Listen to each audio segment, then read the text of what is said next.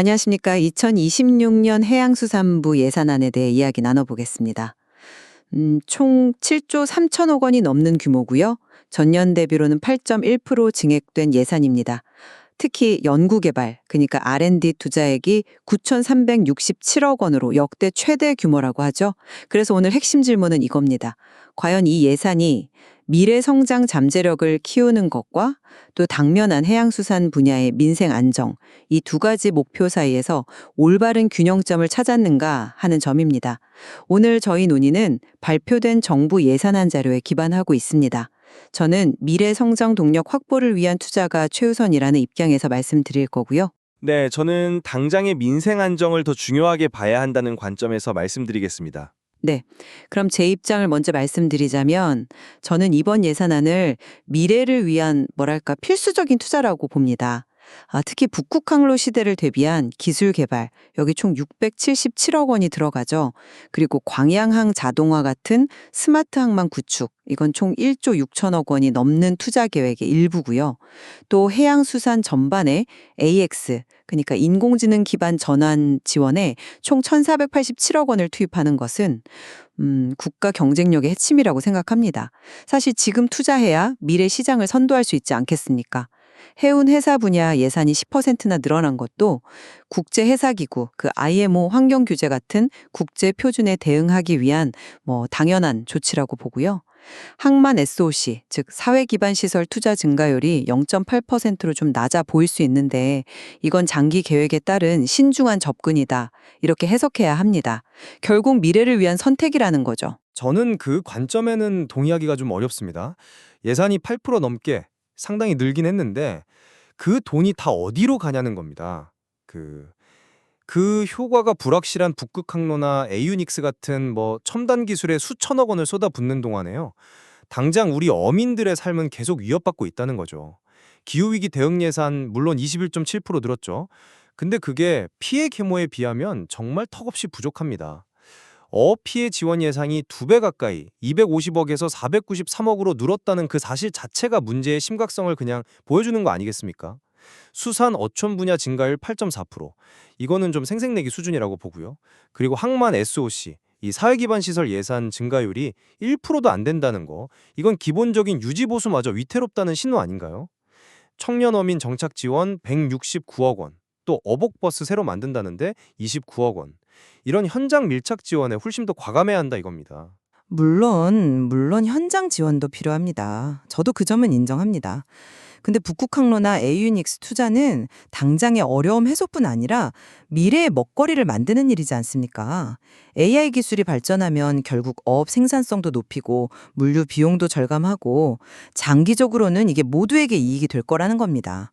지금 씨를 뿌리지 않으면 미래에 수확할 게 없어요. 국제 경쟁에서 뒤처지면 그 피해는 결국 우리 모두에게 고스란히 돌아옵니다. 그리고 스마트 양식 같은 거 신규로 285억 지원하는데 이런 식으로 현장 기술 혁신도 함께 추진하고 있습니다. 너무 단기적인 시각에만 매몰되어서는 안 된다고 생각합니다. 아니 근데 그 미래의 이익이라는 게 과연 언제 어떻게 그 현장 어민들한테 돌아온다는 겁니까? 무슨 구체적인 계획이라도 있습니까? 지금 당장 기후변화 때문에 특정 어종은 아예 씨가 마르고 유류비는 급등해서 어민들 부채가 정말 눈덩이처럼 불어나고 있어요. 어초는 소멸 위기라고 다들 이야기하지 않습니까? 수산물 가격 안정을 위한 계약 생산 지원, 이거 신규로 408억 한다는데 이런 거라 어민 복지를 위한 지원이 훨씬 더 시급하다는 겁니다. 미래만 자꾸 외치다가 현재가 다 무너지면 그게 무슨 소용입니까? 일단 눈앞에 불부터 꺼야죠. 항만 SOC 투자는 좀 다른 문제입니다. 이건 국가 물류의 근간이거든요. 그래서 장기 계획과 철저한 타당성 검토를 거쳐서 신중하게 진행하는 게 맞습니다. 단순히 그 증가율 숫자 0.8% 이것만 볼 게 아니라는 거죠. 그리고 해운 회사 분야 10% 증액은 이게 그냥 늘린 게 아니라 국제 교역 환경 변화나 IMO 규제 대응 같은 정말 시급한 과제 때문에 이루어진 겁니다. 특정 분야에 집중하는 것처럼 보일 수는 있겠습니다만 전체적으로는 국가적인 우선순위에 따른 전략적인 배분이라고 봐야 합니다. 전략적 배분이라고요? 글쎄요, 저는 그냥 불균형으로 보입니다. 항만 SOC 0.8% 증가, 해운 회사 10% 증가. 이 차이가 너무 크지 않습니까? 광양항 자동화 같은 특정 사업에 수백억 원, 658억 원씩 쏟아붓는 동안에 다른 수많은 항구의 기본적인 안전 점검이나 시설 개선은 그냥 뒷전으로 밀리는 거 아닙니까? 모든 항구가 다 광양항처럼 될 수는 없잖아요. 그럼 다른 곳은 그냥 방치해도 되는 겁니까? 이게 과연 공정한 예산 배분인지 저는 정말 의문입니다. 네, 이제 슬슬 마무리할 시간인데요. 저는 2026년 해수부 예산안은 북극항로 개척이나 AX 전환 같은 미래 성장 동력 확보라는 국가적 과제에 집중한 불가피한 전략적 선택이라고 평가합니다. 당면한 어려움 해결도 물론 중요합니다. 하지만 미래를 위한 투자를 여기서 멈출 수는 없습니다.